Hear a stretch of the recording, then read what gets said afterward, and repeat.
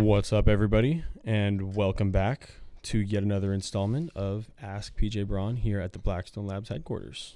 And we are so glad to be back in a normal room dedicated to specifically podcasting and bringing you guys the best podcast we possibly can. So comment down below and let us know how the audio is on this episode. We've been tweaking it a little bit. We do read the comments from you guys, and we see that, sometimes one is a little bit louder than others. We also noticed, obviously we know when we did the podcast with 4 people, we didn't have 4 mics. We only had 2. It was a little bit less than, prime. So let us know how the audio sounds on this one, guys. And, we're going to be bringing to you your questions that have accumulated since the last podcast that we did together. And, we are going to be setting up a special guest for next week, I believe.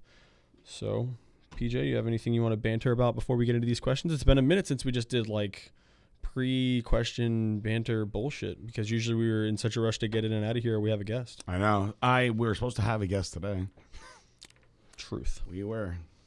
But my guest... We were not blessed with the presence of the guest. Yes. We're going to actually bring my guest in on the phone. And then my guest...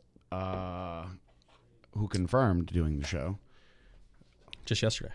Yep, just yesterday. Actually said that she now does not have Skype, which is a free app. Which is a free app, yes. So that's okay. I don't have any more patience, so we're gonna answer all your questions instead. No issues there. I took 2. So I took, not at the same time, but I took a King Cobra at 6 a.m. And I took another one around noon-ish. You might have been actually better off if you took both of them at the same time, because I think that timing out, spacing it out is really what hit you. I haven't taken them in a while. And then I drank. We have these super strong Kraatoms that everybody that likes Kratom, if I gave you one of these, you'd want to buy like a case of them. And they're very stimulating, and the combination together, we had to pause the beginning of the show because I had to throw up. But I am ready to now answer your questions. If people are watching this, if I look like I threw up, I did. No, you look pretty good. I feel good now. I feel like, when you cleanse the soul. You know when you throw up and you get a little bit cold after? Oh, yeah. Weird? Well, because you sweat a little bit while you're throwing up and then it dries. Yeah, I'm a little bit like that now. You're just Yeah, I got to get in a sauna or something, or take a real hot shower. That's always good for pro-throw-up recovery. So, yeah. I mean, anyone that has a sensitivity to stimulants the way that I do, you shouldn't be doing stupid stuff like that. You know what? Here's a great way to plug one of our products, by the way.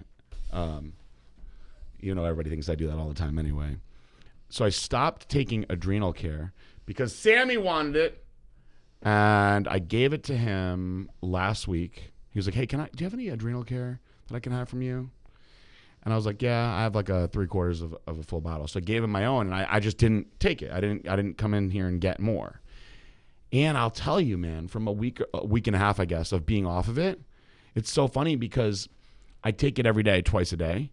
And being off it, I'm like, that stims are not hitting me the right way. They're not. That's why I took 2 fucking King Cobras today. Excuse my language. I've never taken adrenal care before, and I probably really should. I'm telling you, because you don't want to stop taking stims. There's a lot of people that don't want to take stims. I can't. So if you start taking it every day, your stims, they will hit you harder. And that's one of the reasons why. Do you think it has an effect on kratom? I don't know, but I'll tell you, from now being off of it for about a week, my pre-workouts and stuff aren't hitting me the same way. They're not hitting me as good at all. And that's why I took 2 of those today. Also, I'll tell you this about adrenal care, and a lot of other people. Oh, should we bring that on? Should I pause for a minute for that? Yeah. Why not? Hold on a minute. We could leave it on the air. Is that illegal without him knowing? Yeah, it is. Well, I'm going to call him right now, so we have to pause it. Just tell him. Be like, "Hey, yo, we got you on speakerphone." I mean, worst case scenario, we just cut it out. Hey, what's up, dude? I just figured you were calling to text you. I just saw you text me yesterday, dude. I'm sorry. I would have called you yesterday. No, it's all good. At least you called me back, unlike the other people over at Excel. Yeah, sorry, dude. I didn't even see you text me yesterday. I looked down at my text just now, and I went, "Oh, fuck, you texted me yesterday." Sorry. But everything's going back to the Jay was out this week and half of last week. He had hernia surgery. Okay. So he will be back Tuesday, and then he's going to button up the rest of the little stuff on the car and put it on the dyno. That's the plan. So hopefully this week it'll be spinning. This coming week. Awesome. Good. I wanted to make sure I come in to watch when it gets on there. Yeah. Going crazy. 100%. Yeah, no, 100%. We'll get this thing buttoned up. So that way that'll be gone. I want to run it and drive it. All right, cool. Yeah, I was gonna swing. I was gonna swing by when I left here today. I'm about to record my podcast. Yeah, whatever. If you can, come by. I'm here. So I'm here probably 6:37. So whenever you come by. All right, cool, awesome. Sounds good, dude. I'll see you in a little bit. Later. All right. Well, you heard it here first. We'll probably talk about it online before this podcast goes out. But God, the wait for this vehicle to be completed has been immense. It's been now over a year. I am definitely not going to get overly excited the first time you let me drive it and crash it. For sure not. Over a year. Do you know what? Remember that time when where were we going? We're going to the casino, I think. No, we were coming home. Oh, we're coming home from the casino. Yes, I did. As soon as you said, "Do you remember that time?" You don't have to tell me. There's one time specifically in that car that I for sure did not like. Both of our souls passed all the way through up to Heaven's Gate, and they were like, "What the fuck are you doing here?" So and then got stupid. sucked back down into the car because we lived. That was in the old alcohol abuse days, making it even worse. We fucking lived. I remember after it happened, we came too slow, and you just turned and looked at me and goes, "We gotta calm down." I was like, dude, I was hitting the brakes on my side. It just wasn't slowing us down at all. I don't know why. We gotta calm down. We were like going on the on ramp, right? No. I don't know what. What happened was you accidentally took the wrong exit. Oh, that's what it and was. instead of waiting for the light to turn green Yes, like that's a what it normal was. person, you just shot straight back onto 95. And there was a minivan that was coming to the left of us that we narrowly missed by a fraction of a cunt hair. You can do anything in that car. That's You the can problem. literally do anything. We were sideways in it, and somehow it's sideways at like 80, and somehow you still straightened us out, and then was like, "We gotta calm down." Yeah, sir. I would say that we do gotta calm down. That woke me the fuck being up. that this is though. the first time we've ever hung out together. What a hilarious time. Dude, I will never forget that night in my life. There was a lot of shenanigans that ensued that. Yeah, I watched you throw down that super fucking insanely baller ass tip on our tab, and I was like, this guy is a gazillionaire. That tip got me in some shit. So know. I was all ready for the record, by the way. So was Celeste moved out or no? No. No, but we're going It was that really way. close. Yeah, we're going that route. Yeah. So she was definitely already banging dudes. Yeah, she was definitely already banging dudes, and she was spending money like it was fucking going out of style. And I leave this great tip for a scallywagger that's not around here anymore. To somebody who did not deserve it. Did not deserve it, but At all. I felt bad because she was like a single mom and everything. And, I was like, you know what? This is how she makes her loot. I'm going to give her a tip that's like 5 times what the fucking check is. And like by the time we got home, Celeste was already like, why'd you leave that fucking tip? So she like looked at the fucking bank card or some shit, which is super weird since it was my fucking bank anyway. And like was like freaking out over it. Yep. That's how that went. Dude, like it's so funny too, because I was talking about this with Corey today. I had sent him a picture of me and him at the the Christmas party that you had that year for everybody. And it was a picture of me and him. We ended up dressing exactly the same as each other without trying to. And, it just made me think like in that era, like you and I both hated everything that was going on. And like, I gotta say, and like everything that's going on right now, like isn't, ideal. No. But dude, it's so much better than it was. And on top of it, like, all that shit's already behind you. So now this one's just the last one we got to clear out of the way. Girl drama is the shittiest. Oh yeah. I don't know. I think I would rather go to jail versus have to deal with what I did in 2016 again. Yeah. I wouldn't want to deal with that either. Just throw me in jail. I don't even care. It'd be awesome if we could put both of those people in a room for a while and just like in a jail. Yeah, like not even not even hurt them in any way. Just leave them in there for a while and just not let them out. Well, just be like, hey, you're still in there. They're both thieves, so Yep. Can't steal from anyone in there. I feel like with my situation right now, like everyone's like, oh, you're doing so awesome and this and that. I'm like, yeah, I definitely am. But what's sucky about it is, so like, I don't consider myself being like over the hurdle. You know what I mean? No. At all. Yeah, I know. So where I am is like, I'm at like the very top of the hurdle and I'm like looking over it and my feet are dangling on the other side. So like, I could just flip right over. But I've been hanging at that top spot for a while. I see everything on the bottom. And I see all the shit behind me, and I'm like, oof, not going back down there. But I've been hanging out in this fucking spot for so long. All I have to do is just sell my goddamn house, and I'll start falling down the right way. But it's a super annoying spot. Now you've got fucking Ice-T's realtor. I know. I have Ice-T's realtor, so let's talk about that for a minute. That's insane. So I fired the second realtor, very deservingly on her part. She was happy when I fired her. She was like, thank you, basically, because she did not like me at all. Not in the slightest. And I couldn't charm her.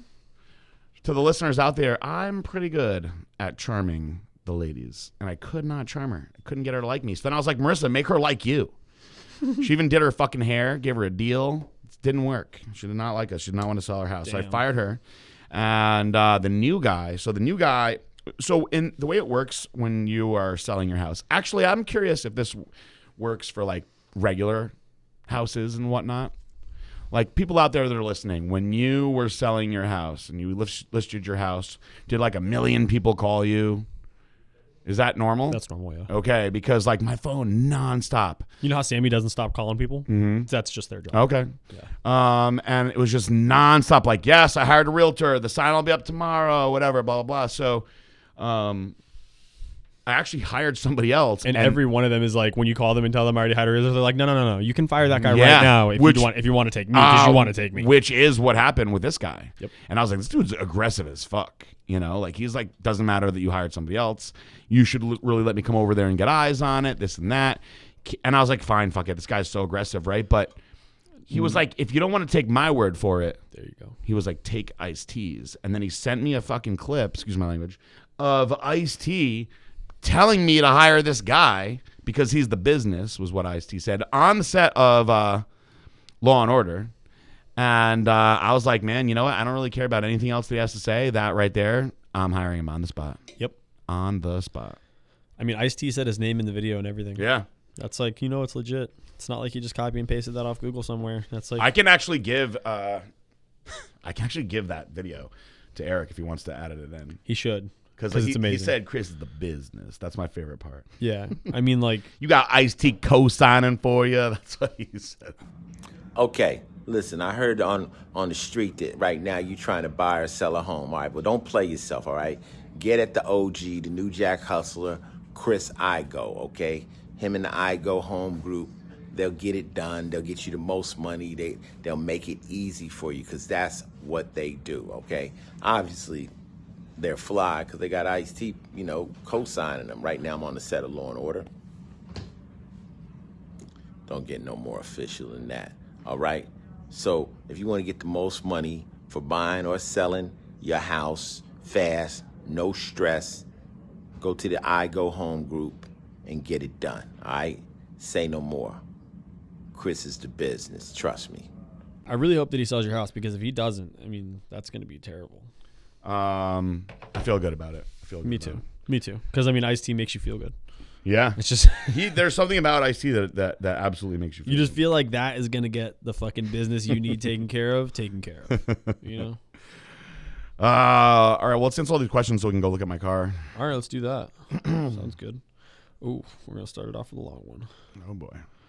All right. This one says, hey, PJ, I'm a new customer. Although I've been curious about Blackstone Labs products for a while now, I'm currently binge watching all of the podcast videos on YouTube in order to get caught up on everything. Here's a little background on myself. I'm a 40-year-old male. I'm 6'2", 280 pounds at 24% body fat. Based on the Army's standards, I've worked out off and on since I was 25. I've never been a hard gainer. I've attached my initial before pictures for reference. I'm currently deployed to Poland, and I'm looking to take advantage of my time here to transform myself and get into a much bigger and leaner condition. I've recently purchased the Elite DHEA stack minus the PCT5 and plan on running the entire stack for 12 weeks. I also have Eradicate, Gear Support, Arson, Trojan Horse, and Myo stack with Dust X, Hype, Glycolog, and Juiced Up on the way. Guess you can say I've jumped all in. I'm 14 days into cycle at the time of this email, 19th of April 2019. My questions are, should I stick to the recommended dosages as I have so far, or should I look at doubling up on any or all of the products? Is there a specific regimen that you'd recommend for PCT after week 12? I've never had my blood work done, but I will definitely look into it once I get back in the States. I greatly appreciate any advice you have. And then he sent some pictures. I think me and him have spoken, actually, because the 280 and the deployed, there's another guy that it can't possibly be another guy that's 280 and deployed. Yeah, I know he is. So the way that I always answer that one, as far as the dosing on the DHEAs, is it just comes down to finances. So it's like, if finances and willingness to shut down your system. Yeah, I mean, like, That's but it's like, if your doctor was like, listen, if you want to pay extra, I'll give you 2 cc's of testosterone a week. A lot of people are going to be like, yes. And then there's a good amount of people that will be like, this is the most that I can squeeze out. If I can get good results with this, then I'm going to stay with that. And doctors are like, yeah, you will. So you're going to get good results doing it that way. If you don't care about the financial side of it, then yeah, double it up, because the results when it comes to orals like that, obviously there's a point where it's shut down and you're not going to get any more good. But you can definitely double. Honestly, like, there's people that triple the doses of these things. Josh does.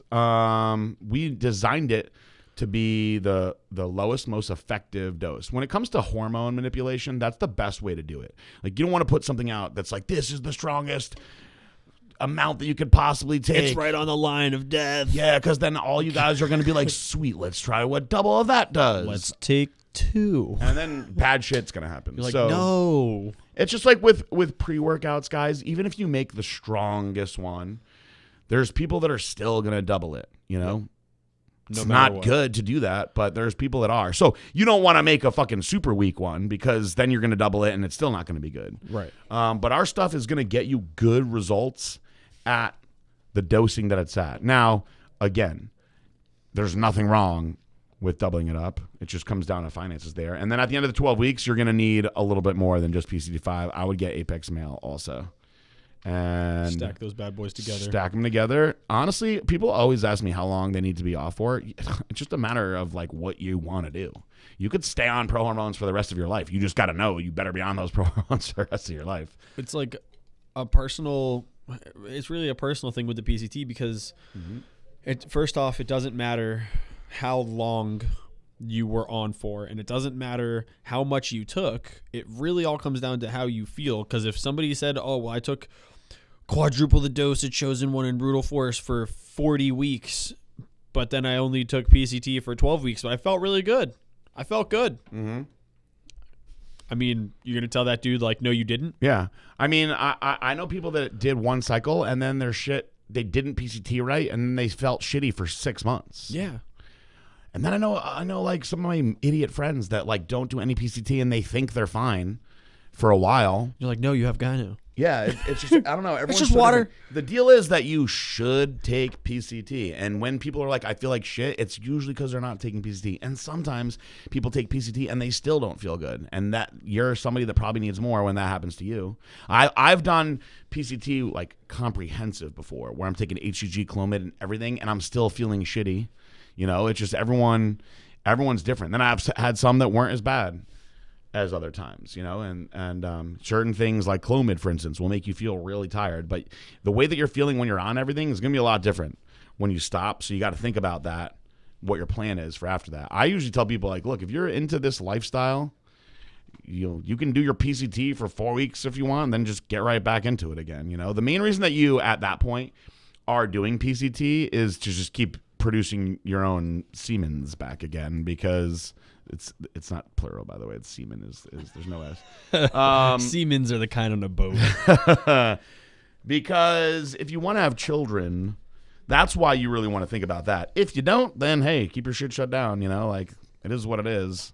I know that if I am ready to have kids, I'm gonna have to do some serious PCT and some pregnancy protocols. But a lot of people don't give a shit about that. You can keep yourself shut down for as long as you want. That's the main thing. That's the main reason why they tell you to PCT and to do these things. It's all about the testicular atrophy and the shutdown. Yeah, I mean, like, I guess a good way to put it is it's called PCT, but that stands for post-cycle therapy. So if you got injured in a car accident and you went to therapy for your injury, you would only go to therapy for your injury until you no longer needed that therapy, until you felt better. So it doesn't make any sense to do it less than that, and it doesn't make any sense to do it more than that unless you just plan on not coming off at all, in which case you're not going to need the therapeutic part because you're just going to be blasting straight through. So it's really just depends on what you're trying to do. All right, next one. Another long one. Says, hey, PJ and Josh, it's Chris, the MF Ox again. Oh, yeah. Or you can just call me Chris. On one note, I wasn't trying to dog the other guy, Chris Heron. I guess his name, you just tell a difference between him and Josh. I have no disrespect to anybody at Blackstone Labs, and I have no reason to. I love Blackstone Labs, just so you know. But my question this time is about dieting, actually. I need some help. Maybe I've tried 3 different ways of dieting. I've tried intermittent fasting.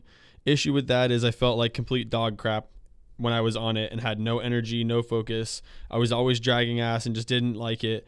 I've tried keto, which for the most part is all right. I mean, the carb thing kind of sucks, but I can kind of deal with it for the most part. My issue with keto is during the week at work is fine. I usually eat 4 to 5 meals a day, and during the week I ate 3 meals at work, no problem. It's the weekends I fall off the wagon and eat carbs. I've tried and tried and tried. I don't know. Maybe I just don't have the willpower. Maybe I don't have the dedication. I mean, I want to try, but I tend to fall off. I've tried calorie deficit. My issue is I'm so used to eating multiple mini meals that when I tried to cut under the calories I normally eat, I'm just hungry by the end of the day because I have to cut out quite a bit of food. I end up falling off the wagon at night. When I get home and before I go to bed, I'm trying to lose weight and put on muscle same time. But the way biggest part, I have no problem going to the gym, working out. I have no problem putting in some cardio. It's just dieting. I have most of my issues. I keep trying, and I'll do good for a little bit, maybe even close to 3 weeks, and then I end up falling off the wagon because I don't know. I just see something. It's late, 9 o'clock. I'm sitting at home. I just got off work, just got done working out, and I eat it. My wife tries to help me, but there's some stuff she just can't take out of the house because her and my daughter need it. Any advice would be grateful. And again, thank you for everything you guys do and all the advice you answer for me and help me out on. Greatly appreciate it. Sorry, this is so long. So, what's the main thing he's asking about? Basically, dieting. He doesn't want to take the treats out of the house. I get it. But he doesn't want to cheat. I mean, it's tough when you have kids. I know. I actually coached this girl whose husband locked the food up with a lock, an actual lock. Yeah, like in a gun safe or something. Yeah. He put all the treats in it for like the kids and himself, and she said that she was sleep eating it, which is hilarious. And I mean, like, if you can't practice like the willpower. So I mean, I think that the easiest thing. The other thing is just sorry to the kids and everybody. Like, you just gotta get it out of the house. You can't eat it. I mean, dude, like, or tell them to keep it in their bedroom. My mom didn't even let me have cake until like after my 2nd birthday because she was like anti-sugar and everything else, and they were like, give him some goddamn birthday cake. She was like, no, he'll eat carrots. Tell them to hide the snacks from you. Yeah. The best thing I can tell you about the willpower is most people don't have the willpower. That's why they don't buy it. Yep. So then they don't have to have the willpower. They just don't have the ability to eat it. Mm-hmm. But if it's in your house and you know where it's at, the best thing I can tell you is if you just don't take the first bite, you want it less Because as soon as you have that first bite, there's no way you're not going to eat the rest Yeah. of it. There's no way. When I was dieting, I never even thought about buying any of that stuff. And I have really strong willpower, so I wouldn't have ate it anyway. But I just only bought the same shit that I was eating on my diet. And now, like, if I buy stuff like that, I know I'll eat it. So I don't even bother buying it. Now, sometimes I do, and I just know that it's going to be gone, like, fairly fast. Like, sometimes I'll be at Publix, and I'll just randomly buy like an extra thing of like cashews or something, and I'll eat all that shit. I'll just keep taking handfuls of it, and it'll be gone in like one day. And I'm like, oh, cashews is the healthiest snack. But like, if you eat a pound of it in a one day, like you didn't need to do that, you know? So like, I pretty much like always have the same basic ass shit in my house. Like sometimes I'll just be in the mood for something, and if I eat it, it's gonna go. So, you know, I don't mind having like extra chicken breast in the house, you know. And then the biggest thing for me is what helps me a lot. You got to think about what kind of plan you're on. If I know I'm not going to bust out of my intermittent fast, I know it. In fact, I almost ate some of those cashews today. I really did. On my way here, I was like, oh, these fucking cashews are still here. They're good. They're like the sweet and spicy ones. They're awesome. And I didn't do it because I was like, you know what? Eat them at 6 because it's not as bad because I'm eating in the time where I'm supposed to eat, and it's not going to screw me up as much. If you have here, let me tell you guys a little fucking trick. If you have like shitty willpower when it comes to eating off your plan, intermittent fast, because you can honestly, for the most part, eat whatever you want. You really can. Like everybody that I've talked to that they're not doing it as like strict as me, but like Orangutan and Christina, like she lost 30 pounds, he lost like 60 pounds. And she straight up said, she was like, we don't eat anything healthy. She's like, but we just eat in that period, you know? Yep. So that's something to be thinking about on that also. Another thing is if you can't do it yourself with the willpower is get yourself some good friends, because me and PJ used to crush mac and cheese together like daily, you know, a couple months ago. And then he started doing the intermittent fasting thing, and for like probably a month I was like, yo, you want to eat some mac and cheese? And he was like, no, I can't eat until 6. And he like had that disappointed, like, nah, I can't eat until 6, like 3 or 4 times. And then I remember, nah, he can't eat until 6. So if I'm going to get some food after 6, I know he probably wants some because he's probably been not eating nothing all day. So if you can get yourself a good support system is what I'm saying. Get somebody else that you go to the gym with or that's around you a lot, that's on the same track as you for your goals. You know what I'm saying? Because I know I'm not going to go and just show up at his house at 4 o'clock with a bowl of mac and cheese because I know he can't eat it for 2 hours. Now, if it's past 6 and I just show up with a bowl of mac and cheese, he'll probably love that. So get a good support system, dude.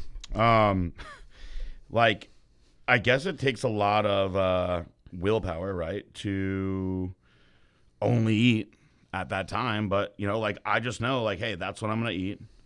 And I can eat what I want. So it's, like, worth it to me, you know? Yeah. It's much different if you're on a contest prep plan because you can only eat those things at those times. You know what I mean? So when you're cheating, you're really fucking cheating. If you're on an intermittent fast, you're only cheating if you eat outside of those times. You're only fucking yourself up if you eat outside those times. It doesn't have to be as precise. So you could either not eat what you want all day and then at the end of the day still not eat what you want, or you could just not eat anything all day long and then eat whatever you want after 6. Yep. It's pretty easy. All right, next one is from our boy Mike Peskin. His question is, why won't Josh be my friend? Okay, that's not my question. I was like, the way you paused, I was like, he really put that in there? He did. That's awesome. So I've noticed several of the products have recently changed colors. Halo went from dark green to light green. Recomp went from yellow to brown. And Gear Sport went from red to brown. What was the reason for the change? There is no real reason. It's just different. The things they spray on the pills are not always like, it's like when you paint your house and you're like, oh, the walls are white. I'm just going to buy white paint. And then it looks different because there's like 19 kinds of white. That's all it is. Like, you can't just be like, oh, I want green pills. Like, there's a fucking specific number and this and that go to it, and it just changes the colors. That's really all it is. There's no, like, special reason to it. While we're on this topic, though, did see something in the call center about somebody had bought a bottle of Methaquad from us and somebody bought a bottle of Methaquad from eBay and the label was clearly counterfeited and the pills were clearly counterfeited. Yeah, don't buy things on eBay, guys. And It's all bullshit over dude, there. maybe we just wanted to change something up to keep the people on eBay on their toes, because then when I just bought a bottle of Recomp and usually it's yellow, but this one's brown. And then you see on the website or on Instagram that everybody else that buys stuff regularly is brown. And then the dude on eBay has the yellow one or maybe a totally different colored one. Well, that kind of helps you out. Keeps you updated to what we're actually putting out versus somebody that just knows what our label looks like for the last year and they can copy the label. Guys, there's a chance that you may see us on Amazon, and I'll let you know. But we're not right now. But there's a chance that it may go that way. But I will tell you, you're 100% not going to see us on eBay. And if we are, then it's not fucking authorized. Excuse my language. And it's highly likely that it's fake. There's fake stuff on there. We've already seen it and ordered it. All right, Mike, just to show you, I just followed you on the gram, and you were sitting in my message requests, which get overflooded, so I'm going to go ahead and shoot you a DM right now, brother. We are definitely friends. Hi, Mike. Me and Mike are definitely friends, so. All right. Next one says, "Hi, PJ. I'm a big fan of Blackstone Labs and enjoy listening to your show. I'm currently taking Glycolog with my higher carb meals and my post-workout high carb drink. Excellent product and highly recommended. Try the new flavors. Okay. I just picked up some metformin and would like to pick your brain by asking the following questions. What are your thoughts on taking metformin for muscle growth and lean tissue growth? Recommendations on ideal dosage and optimal timing of the drug?"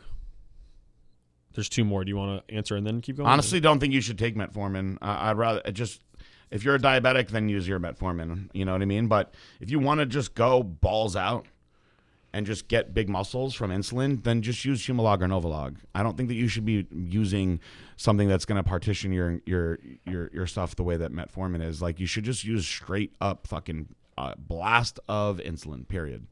Shoot it in there. Don't worry about the rest. I don't like when people start getting really like into using like different medications and whatnot, and like, okay, some people might be like, what an asshole thing to say is telling you to not use metformin, but to use,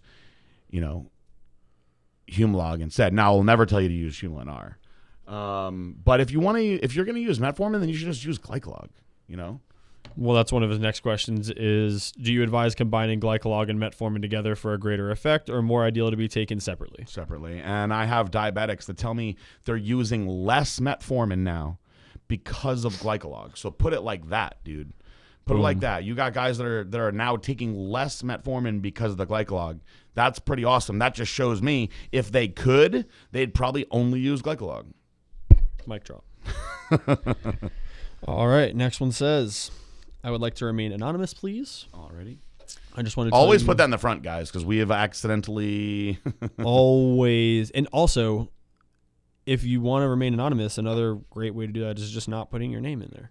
Yeah. Because then I don't know who it is. I'm not going to read your email, like your name there, especially if you didn't put your name in the beginning and then you put, "I would like to remain anonymous." Those are the best ways to have me not just blurt your name out like a big old meathead. All right. Says, "I would just like to tell you about my experience with your product. Let me start the story out with, I did not lose my virginity until I was 16 years old, which also happens to be the year that I got my menstrual for the first time. I know, late, right? I was never How old? 16 when she lost her virginity, and that's the same year she got her menstrual for the first time. Okay.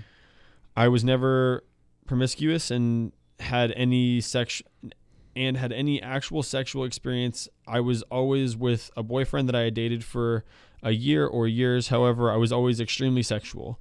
I could never keep my hands off of whoever it was I was dating at the time. Of course, as we age, the things changed. Sex drive.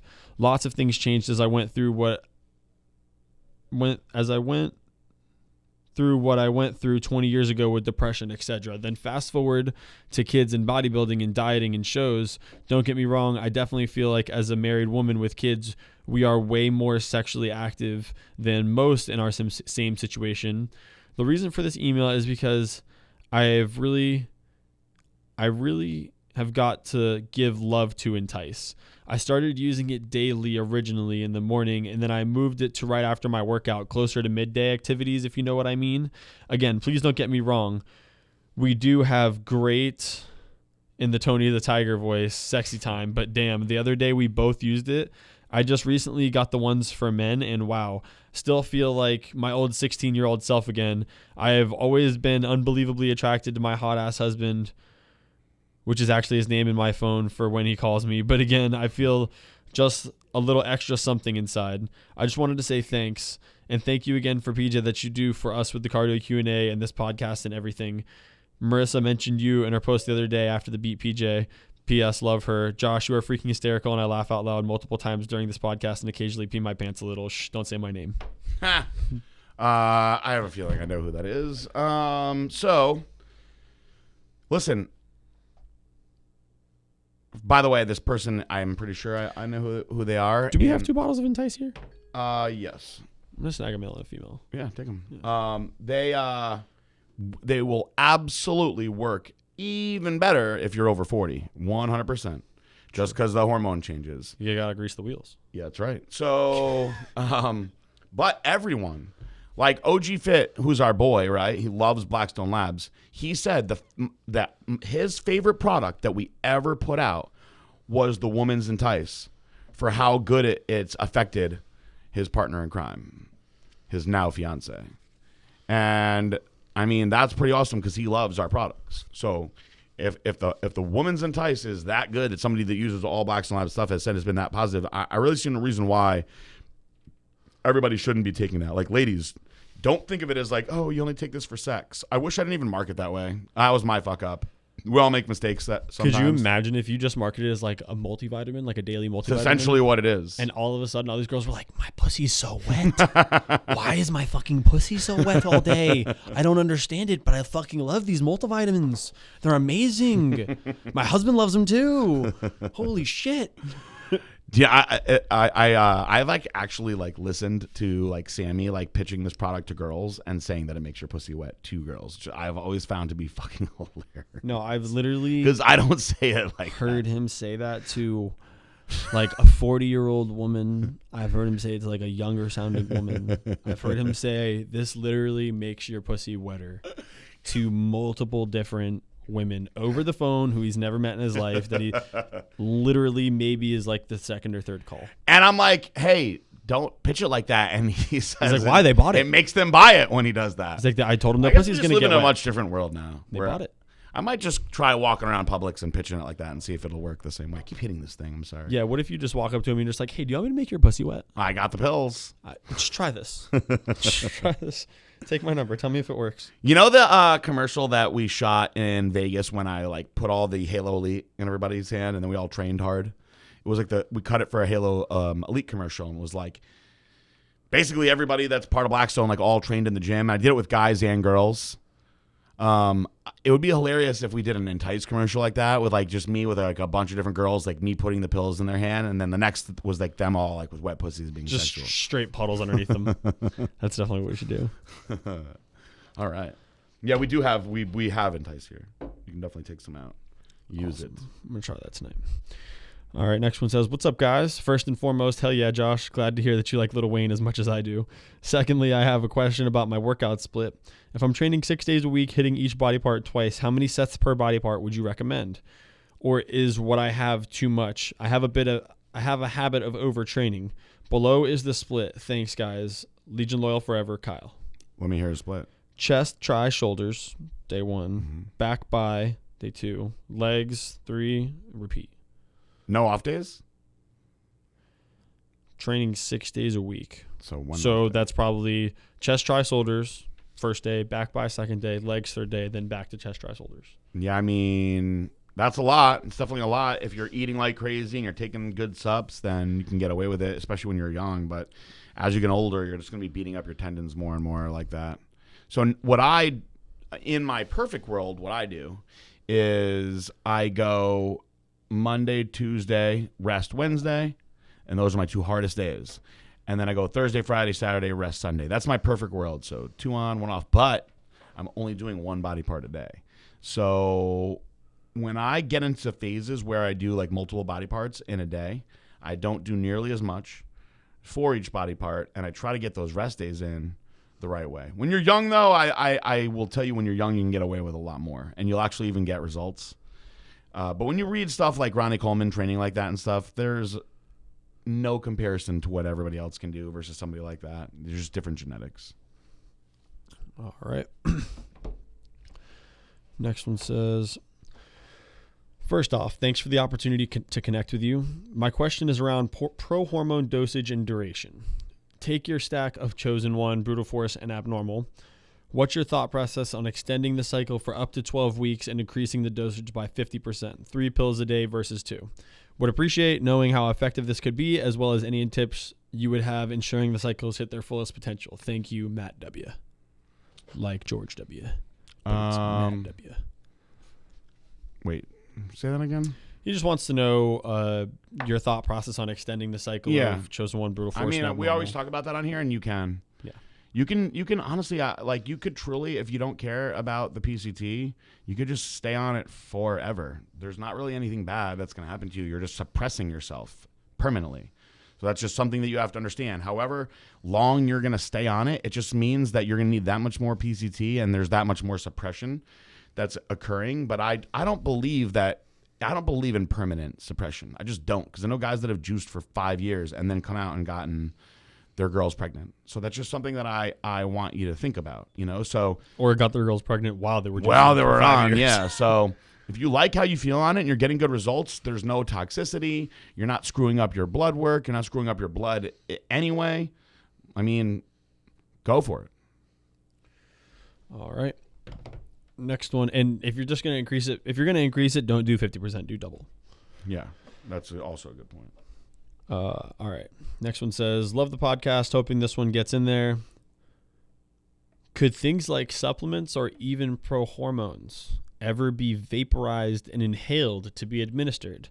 Seems like it would make them more effective since they wouldn't be processed by the liver. Is there a reason this could never be done? On a side note, nor have I ever vaped, but I'm interested in the possibilities of this use as a delivery system for a lot of different things. Mike. Yeah, they have some already. They have.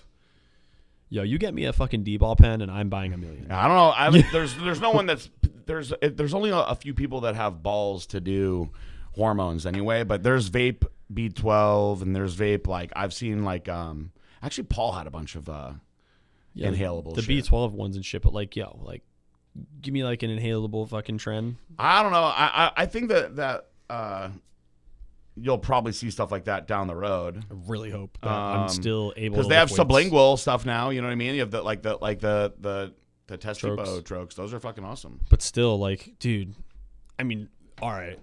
You think that trend trochees exist? Probably not. I mean, there's just got to be somebody that wants to fuck with that. You know? I feel like whatever the manufacturer is for those trochees, like that's got to be a lot of money to have a facility to be able to produce a product. I'm like sure. that. I mean, I don't know what goes into the science behind it, but the sublingual delivery is a highly efficient delivery. So there's, it's like the people that are making like CBD extracts that you put under your tongue. Yeah. I mean, you could take it in a pill, but it's going to get all burnt up in your stomach acid. So boom, get it right under your tongue. That's an optimal delivery. Inhaling is a great delivery as well. There's just, as the future,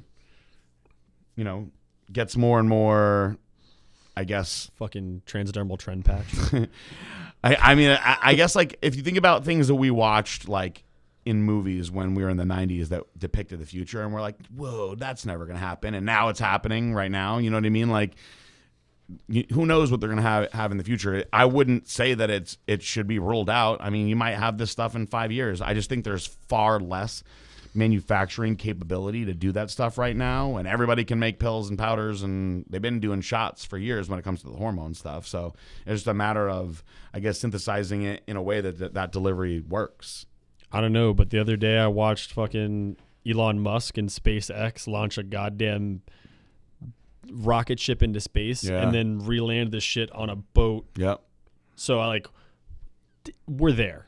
Yeah. There's nothing else is like we're at the brink right now with technology that it's just like shit's about to start getting real fucking scary, y'all. Anything you ever thought of, it's like it's here. It's about to be patented and used against you for sure. Yep. All right. Next one says, PJ, good morning. I'm a 45-year-old insulin-dependent diabetic and have started the keto diet, my version at least. I have drastically reduced my carb intake and I'm trying to eat healthier. Looking for advice on what supplements I should be taking and any food suggestions you can give me for a keto diet. Thanks for your time and all that you do for your fans and supporters. Have a great day. Rob Serrano. Oh, awesome. Thank you. So keto, best foods on keto. Keep pulling my fucking charger out. Excuse my language. Well, if you want to if you're doing keto from a bodybuilding perspective, you want to pick your proteins wisely. So whole eggs, red meat, salmon, that's good fatty sources of protein, which are great. So I used to like to alternate like my meals and shakes when I was doing keto because I really love peanut butter. So like to me, how many times do I want to eat like fucking salmon or, nuts and shit? But if you give me a shake that I can friggin' put a couple tablespoons of peanut butter in, blend that shit up with some almond milk and have like a milkshake out of it, then give me those all day. So I used to alternate the way that I had my breakdown. My first meal was whole eggs, and then my third meal was I used to always do 8 ounces of chicken and like a third of a cup of cashews. I love cashews, but you could do almonds, walnuts, macadamia nuts, whatever. And sometimes I would do chicken in a salad with like avocado or extra virgin olive oil. But most of the time I'd rather have those nuts. And then I would also do a meal that was most of the time steak, like 8 ounces of red meat, filet mignon, ribeye, whatever. Sometimes I'd be like, you know what? I'm going to be a pussy and not have steak today. I'll have some salmon. Because I do like salmon a lot too, but I'd much rather have red meat. And then in between, I would always just have my whey and my peanut butter. I fucking love peanut butter. Can't go wrong with that one. But,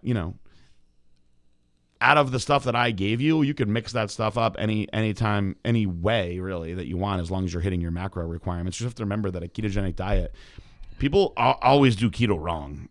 Either they're like, oh, I'm doing, keto on Tuesdays and Fridays, which means you're just not eating carbs those days. Or I'm doing low carb keto, which is also wrong. To do it the right way, guys, you're eating 65, 70% fats. And the rest is protein, and the carbs are like negligible. It's like the little bit of bullshit that you get in your nuts or like your broccoli. So if you're not doing it like that, you're doing it the wrong way. I got a lot of people that are like, yeah, I'm on keto and I'm eating 400 grams of protein and like 40 grams of fat. I'm like, you're not doing it. You're just eating low carb. That's completely different. Somebody wrote me the other day, one of our Loyal Legion guys, and he was like, I don't feel like I'm dropping enough in my keto plan. And he's also in intermittent fasting. And he was like, my fats are around 45 grams right now. Do you think I should go lower? And I was like, 45 grams? I'm like, dude, your meals on a keto plan should be like 20 grams of fat if you're a dude, and you're trying to do this the right way.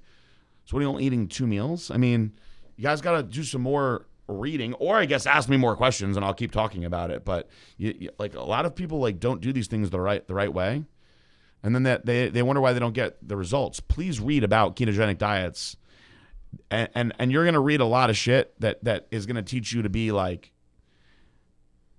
a slob, basically, like the bulletproof fucking coffees and butter. Put a stick of butter in your coffee. You know who was doing that for a while? Gorilla Chemist. I was just gonna say, just eat butter. He was living with me for a little while, and it was kind of like my ex was getting angry because she was like, our fucking house smells like bacon, because he was eating like a pound of bacon and butter at all his meals. Yeah, it was like cooking his bacon and butter. And then there was like a point where like I opened up the drawer in the refrigerator, and all it was pepperoni and bacon. And I was like, where did he find this one? The fucking pepperoni bacon one. Like after a day or so, I'd be like, all right, I'm done with all the fucking pepperoni, So just educate yourself that was my long answer for go Google some shit. Alrighty, go Google that shit right there. And then the next one says, booty question. Oh shit. Is the Stairmaster good to do after a booty workout? If so, for how long? I'm looking to build my booty more, so any advice would be greatly appreciated. Thank you. Building the booty? Building the booty. I have my exercises that I like the most. So a lot of girls They do all these straight glute-based exercises, and they neglect proper execution of hamstring exercises, which will make your glutes fire more.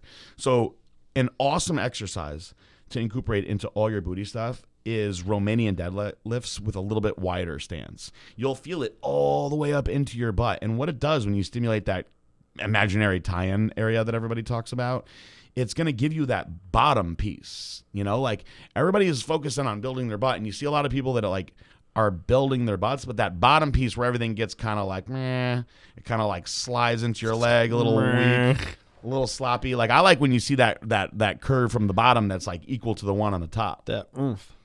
That's the good stuff. That could good. Like the one that Shelby has that from doing absolutely nothing at all. No disrespect, Shelby.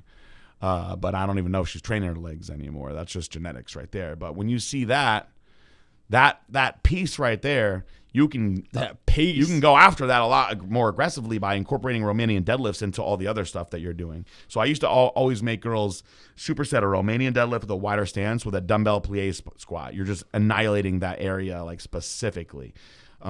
Anything with a wide stance like that, so sumo deadlifts, sumo squats, plie squats, goblet squats, wide stance lunges.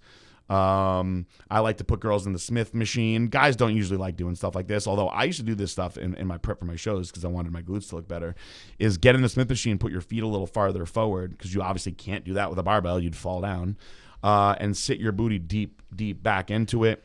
You can do any kind of bridge exercise, any kind of thrust exercise is always going to work your glutes. I mean, I think it's kind of silly when I see girls doing like hip thrusts with like 400 pounds or like 315. Like, yeah, new PR in the hip thrust. That just means you're strong, like exploding your hips forward. Like you're not going to build your butt better like that. Go in there and keep continuous tension on the hip thrust for like a set of 20. That'll burn your ass a lot more than that. I was going to say, or if you like explode from the bottom and then slowly go down like 10 seconds to get down so that you're actually engaging those fibers. Keep the muscle engaged and under tension a lot more. Like I see a lot of girls, they're just like, they get on the floor, they set up the camera, they roll the bar over, and they do these explosive, like powerful hip thrusts, which you're building power. Like if you decide to put on a strap on and start railing your boyfriend, you're going to get him good. That's probably what you're going to get. That's what you're going to get out of that. You're not going to build your butt that much more. A lot of the girls that I see doing that don't even have good butts. And I know there's a lot of girls that are going to get upset with me now. However, I will say there are girls like Jenna Geary who has a huge ass that can hip thrust a lot, but she's probably stimulating her glutes on all kinds of exercises anyway. The real thing with it, with the hip thrust exercise, any bridging exercise, anything where you're taking the barbell off your back, it's really more to protect your spine than anything else. Like it's a way for people that have issues with their back to be able to still like get that power move in. And I guess lately they've been debating whether or not it's actually even better than back squats. Some people believe that it is, but training to build a muscle versus get strong is way different. It's way different. So people think like, oh, I can squat a lot, that means I'm going to have a really big butt. That's completely false. Oh, so her actual question was, is the Stairmaster good to do after a booty workout? Yeah, I mean, there's no bad time to do it. It's just, you're just burning everything more and more. So I think a lot of people think that like, all right, well, the Stairmaster's hard, it works your butt, right? Like myself, when I do the Stairmaster, I feel it all in my quads. I don't even really feel it in my glutes. But people think that to get that like striated conditioning that you got to do the Stairmaster, that's just because it's the hardest. That's it. It's way harder, so you burn more calories, period. I mean, I don't know about you, but I mean, I know a lot of people that are fat that do a lot of like Stairmaster because, they're like, this is the best for getting ripped. But I also know people that look amazing. That don't touch cardio. Nope. It's just, like I told Marissa, like she wants to do more cardio. She feels like she's getting a little puffy. I'm like, we have a Stairmaster at our house. Because she's like, what should I do? I'm like, go on the Stairmaster. Let it puff. There's nothing else that is going to get you what you want as fast as you want is getting on that thing right there. Just do it for 20 minutes every day. For me, I could do that, but I don't want to. So I'd rather be like, you know what? I'm going to take twice as long to get the same effect and talk to all you guys on cardio Q&A. I'm cool with that. People say it all the time. They're like, why do you do cardio for an hour every day? And I'm like, because I don't want to do 20 minutes on the step mill. I don't want to go on that goddamn thing at all.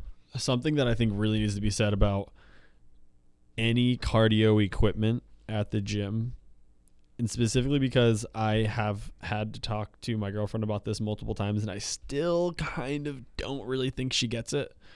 But it doesn't matter how long you are on any one of those machines, whether it's the treadmill or the Stairmaster or the elliptical or whatever amazing new technology machine they have at your gym that tells you what's going to burn the fat the fastest, blah, blah, blah, whatever. It doesn't matter if you're on it for 10 minutes or an hour if you're not actually pushing yourself. So you can sit on the Stairmaster, you can sit on the treadmill for 45 minutes, 50 minutes, an hour and 50 minutes, 3 hours.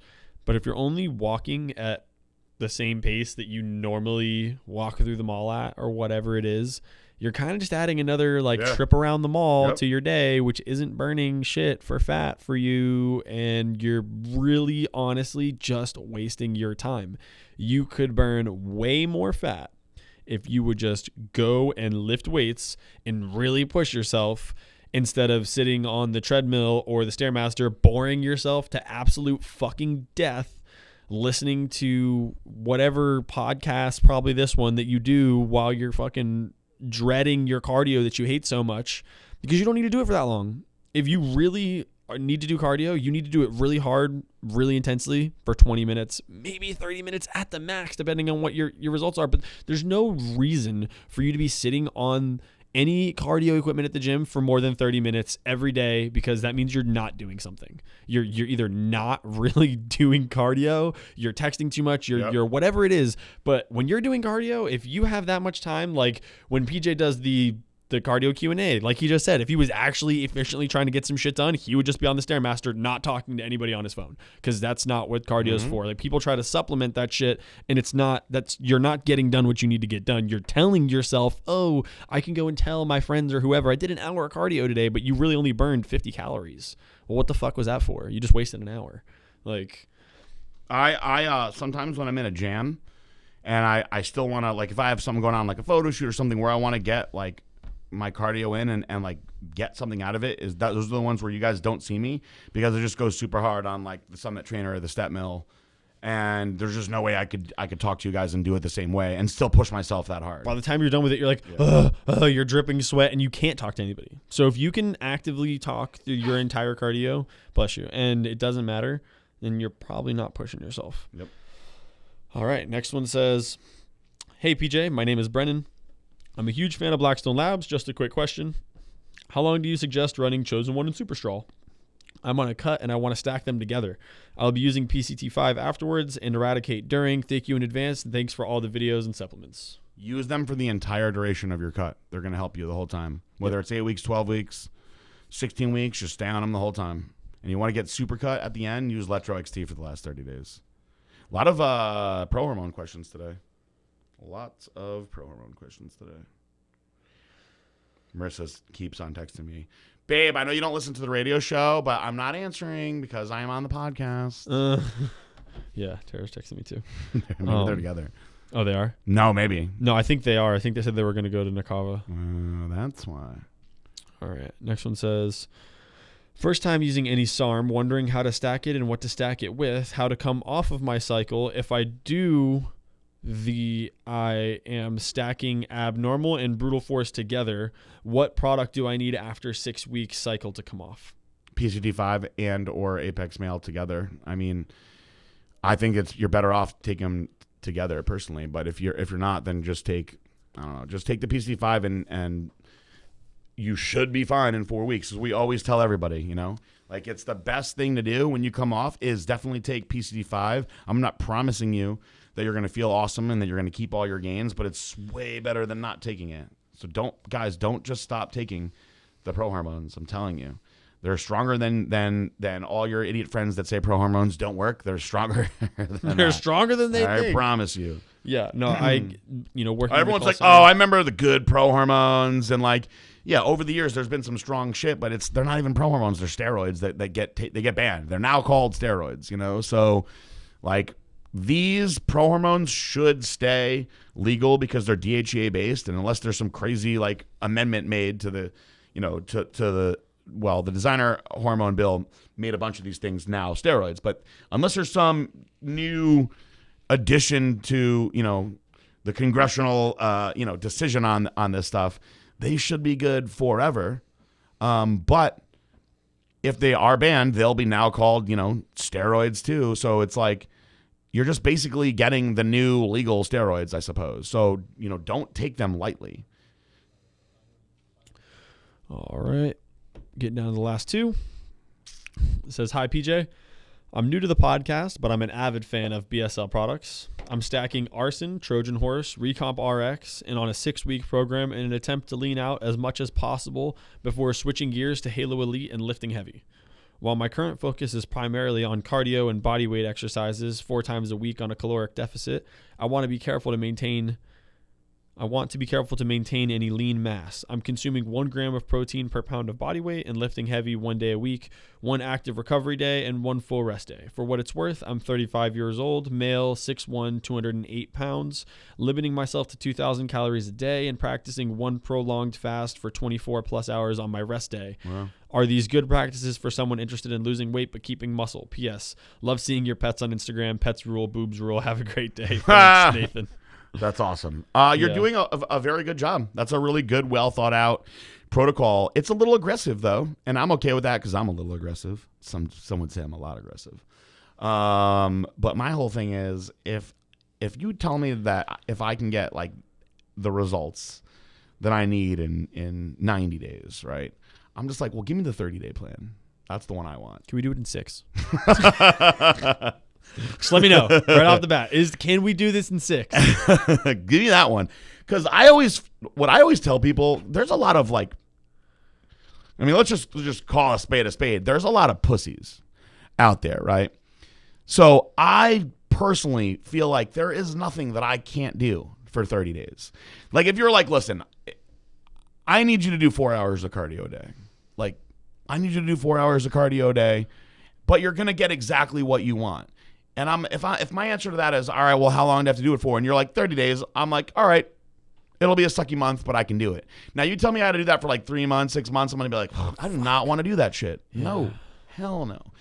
So nowadays, guys, when I do my extreme things that I do, the most extreme part for me is always 30 days. So if we're going to do like a beat PJ and you guys are going to have 16 weeks or 12 weeks to do it, I'm going to participate in with you guys the whole time. I'm going to push myself. And then there's going to be like the 4 week out. We got 4 weeks left in the beat PJ. And that's when I'm going to friggin' go all out because in my head, I know I can do anything for 30 days. There's nothing that's that bad. No, I don't want to go lock myself up for 30 days. I don't want to do 30 days in jail. I'm sure I'll be pretty fucking bored in there. But it's still only 30 days, It's still only 30 days. That's not a lot of commitment to the suck, as they say. So what he is doing is pretty strict. The full day fast, that's pretty strict. A lot of people aren't going to want to do that. I can do that. I actually did that in the Beat PJ. But to me, it's like I always look at it as, well, I'm increasing the speed that I'm getting my results. A lot of people like to do things slow and steady, and I respect that. That's usually the safer way to go. Far less things can go wrong if you're going slow and steady. Like if there were no police around at all and there weren't any rules and you're like, all right, well, you're going to drive over to my house, you could do it the right way and just cruise on over there. Or if you could go there in warp speed and be like, hey, I'm at your house now. Like I think most people, for the most part, would want that. Then there's those people that are like, nope, that's dangerous. Don't do it. You could crash, wheels could fall off. And yeah, there's a lot more. This is such a funny analogy. There's a lot more things that could happen when you're going real fast. But you'll still get done. You'll still get before everybody else. Yep. You'd be waiting at the next red light looking at your watch while that next motherfucker's still trying to downshift. You know what I'm saying? It's the truth. All right. Next one says, last one. BJ and Josh, hope all is well, fellas. Still love being part of the Legion. Keep that up. My question is about creatine and what you know about it. I've watched many videos and read a lot about using it. Apparently the most researched supplement next to protein. I was curious your opinion. Is it worth my time? When and how should I take it? I heard about a loading phase to saturate your muscles with it and then go into a maintenance phase. Any advice would be much appreciated. You guys are awesome. Keep doing what you guys are doing. Thanks again for everything.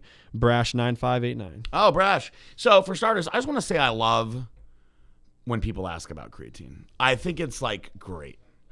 To me, like asking about creatine in this day and age, it's kind of like asking somebody about like lights.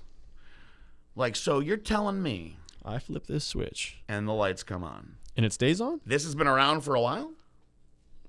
in different colors. Huh. How about that? And off is just off. Tell me more about this, Thomas Edison. How long should I use a light for a day? So creatine is the OG supplement. That's it. In fact, creatine, when I started... In fact, most people don't know this, but testosterone is derived from creatine. That's not true. So when I started as a 13-year-old, we were buying creatine. And but the good stuff from back in the day, the real creatine. The real You know? creatine, yeah, not that bullshit. Not this bullshit doesn't work creatine. Our creatine put 12 inches on my arms in a week. When I was using creatine in high school, they actually spoke to my mom about it, and they were concerned for my safety and that I was like fucking with my hormones. I was like, it's fucking creatine. It's found naturally occurring in red meat. I've done my studies for a 13-year-old. So I'll give you guys the quick breakdown of creatine. So creatine, the first creatine that we saw that I know of was introduced by EAS, which was the first like pioneer in the supplement industry. Bill Phillips did it first, and he did it right, and he cashed out for $500 million, which is crazy, flying around in helicopters and shit. I wouldn't mind that. I wouldn't mind to get myself to that point, but I don't have creatine, so I don't even have creatine. Man, think about that. Creatine is naturally occurring in red meat. The problem is there's very small amounts of it. So in order for you to get a 5-gram serving of creatine, which is a teaspoon of creatine, right? Just good old-fashioned creatine monohydrate, you would have to eat a kilogram of red meat. So that's 2.2 pounds of red meat. So I would actually rather eat 2.2 pounds of red meat than just take a spoonful of creatine personally. But most of you are not going to want to eat 2.2 pounds of red meat. It's a big steak. So they found a way to derive it out of this red meat and powder it up, and now you got yourself some creatine monohydrate. Now, if I get into explaining what it does to ATP and the Krebs cycle and all these things, you're going to be like, what the fuck kind of space-age science is this? I just want to get stronger in the gym. And bigger. So I'll explain to you in a super layman sense basically the way that creatine works. Creatine is going to make your muscles more explosive.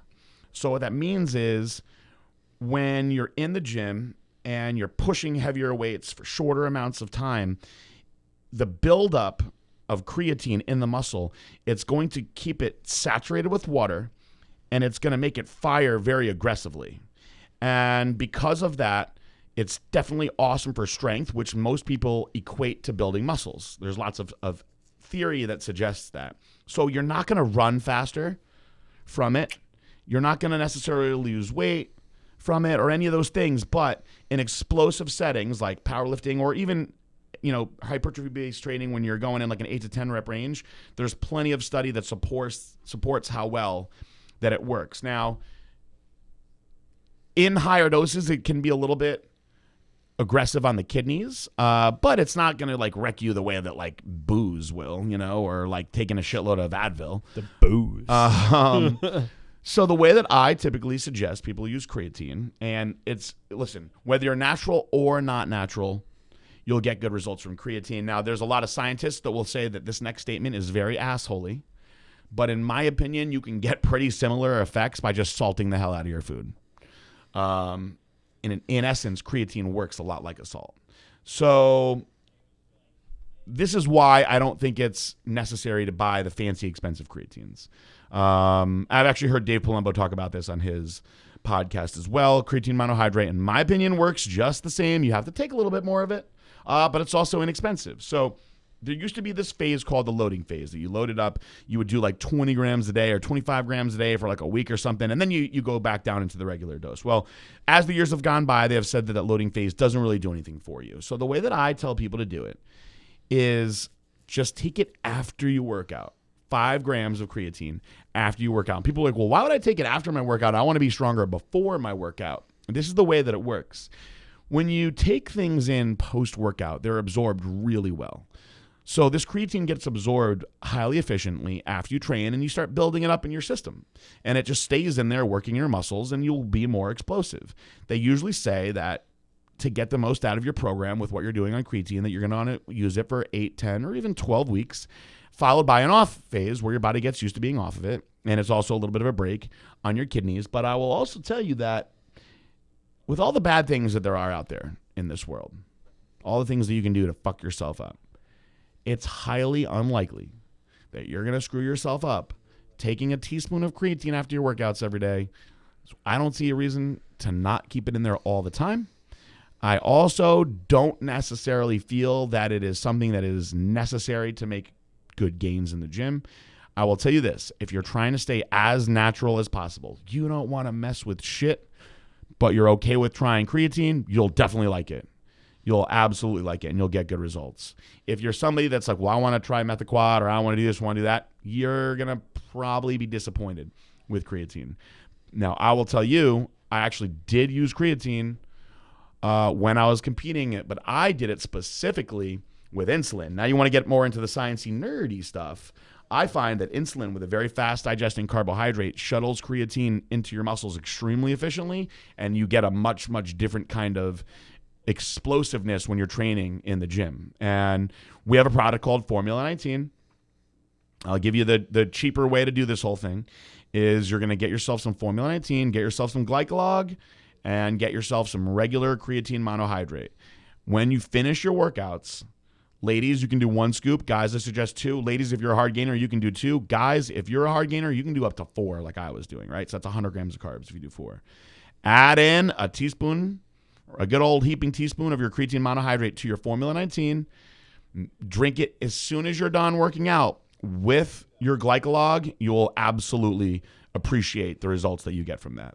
I thought about putting creatine into Formula 19 because my original formula had creatine. The reason that I took it out is because so many fucking people look at creatine and they're like, oh, I don't want to hold water. Can't do it. It's going to make me blow up. Nope. Sorry, I'll eat bro. McDonald's for sure on Thursdays. Can't do it. That's my McDonald's cheat day. But I will absolutely not take creatine. It's why creatine's not in our pre-workouts too. It's going to make me blow up. There was all these girls back in the days that went on the pre-workout with creatine bloat fucking kick. My neck gets all watery when I take creatine.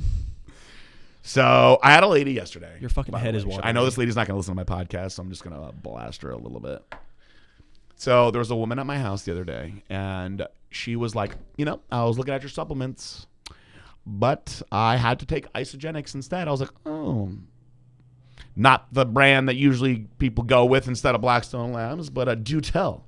And she was like, well, I noticed that you use a lot of artificial flavoring. And sweeteners. And I was like, well, are there anything that are particularly bothering you? And she goes, well, I cannot have anything that is similar to Sweet and Low or aspartame or this and that. Sucralose, yes. So, and I was like, huh. So the Isogenics ones don't have those? And she's like, no, they're sweetened with stevia. I was like, do you know why? Because it's very, very easy to make nothing taste a little sweet with stevia. But when you actually have the high doses of ingredients in there, stevia isn't going to make them taste good. Because most of these things, when you're in the right efficacious doses, don't taste good. So you got to put some sweet shit in there. Otherwise, nobody's going to want to drink it. So what do I want to do, guys? Put something out that no one's going to want to drink. But guess what? It's sweetened with stevia, which is healthy. Or put something out that's like, all right, well, this tastes good. I'm going to want to drink it every day, even though it has fucking stevia. Or not stevia, excuse me, sucralose, whatever artificial sweetener you want to do. So then there's people that will be like, oh, well, why don't you just try monk fruit? We use monk fruit in a product. That's our juiced up. But that's also not going to make these shitty-ass things that taste like dirt taste in a way that people want to drink them. So I always ask these people. It's like adding sugar to mud. I love asking these people this one question. Do you drink alcohol? Because almost everybody drinks alcohol. Or has. Yeah. Some people like me don't anymore because they fucking went hard. I drank enough in those couple of years for the rest of my life. Months. So when I usually ask people, like, do you drink alcohol? And they're like, yeah. And they get really confused. And I'm like, well, just so you know, that alcohol that you drink is wrecking you way worse than sucralose. Not even close. Not even close. There's not even to compare what sucralose does to you versus alcohol. It'd be like comparing like me flicking your nose to me hitting you in the face with a baseball bat. Not even fucking close. But hey, sucralose has been linked to cancer. I don't like getting flicked in the nose. That's the new thing. Like, oh, well, do you know that like sucralose has been linked to cancer? I'm like, Oh, you don't say. Alcohol has been linked to liver failure, brain cancer, brain damage, every other kind of fucked up thing that you could think of. But you can go get fucked up all the time, have a great time with the girls, and not think shit about it, even though you're feeling horrible the next day. I've never met anyone that drank sucralose and the next day was like, holy shit. I can't wait till next weekend to drink more sucralose. I'm hurting now, but next weekend we're going to get back into that sucralose game again. We were standing on top of the benches at the gym swinging around our protein. It's just like, dude, come on. Put things into perspective, guys. Please.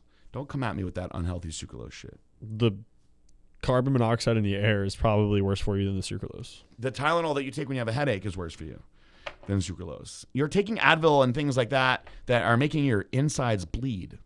That's definitely bad for you.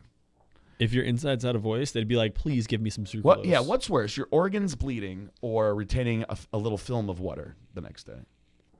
How big is the film? I know. That's the thing that I would say, too. You can't see me bleeding on the inside. Nobody even knows How big is the film? No one even knows about that. Yeah.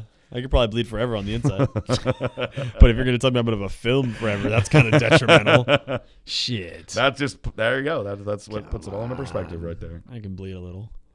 Let's go look at my Ferrari. A film, though. That's insane. No, fuck that. All right, yeah. Ferrari time. We're going to end this like we always do with a peace out. Bye.